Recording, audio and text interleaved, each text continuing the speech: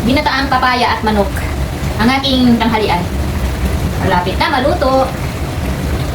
Yes. Healthy.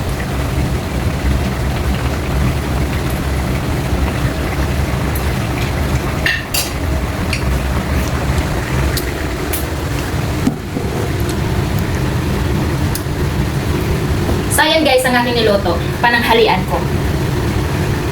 Ginataan ako ng manok na may papaya. Ang kilos ko ngayon guys, hindi nagbabago. Nami-maintain ko ang aking timbang. So, nananatili akong ganito ang aking katawan ngayon. Dahil sa aking paglalakad araw-araw at sa pagkontrol pa rin sa pagkain. Kaya hindi ako nadadagdagan ng timbang. Sa ngayon, hindi na ako nagkakamasil kasi hindi na ako nagbubuhat. Puro lakad na lang yung aking ginagawa. Pero, nabatanggal na yung mga taba-taba ko. So, ayan lang ang aking update. Ang aking magluto ako ng pananghalian ko. Ayan ang aking pananghalian. Dinataang manok. Nanilugaw na Oops, ka! papaya ko. Natatay yata yung papaya ko. Ano ito? Parang kasunod. Habang nagluluto, gawin mo ang pag-i-exercise. 30 minutes. Bago ka kumain, mababawasan ang iyong cholesterol. So, galaw-galaw sa umaga. Tanghali na pala. Tanghali na pala to. Sa umaga ako naglalakad, guys. Ito, tanghalian. Galaw-galaw.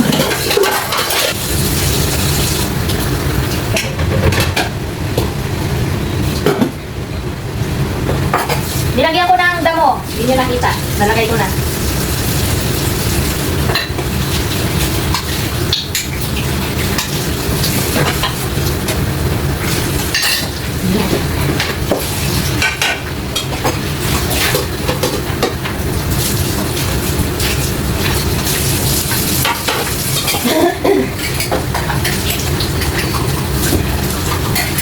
Lumayo ka sa kusina. Lumayo ka sa kusina. Lumayo ka sa kusina.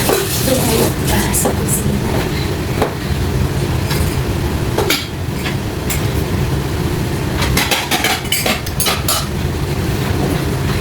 Lumayo ka sa kusina. Lumayo ka sa kusina. Lumayo ka sa kusina. Lumayo ka sa kusina. Intian, ang paypay mo na! Yung katawan mo! Ano? Hindi pa. Anak ng tete! Lumayo ka sa kusina.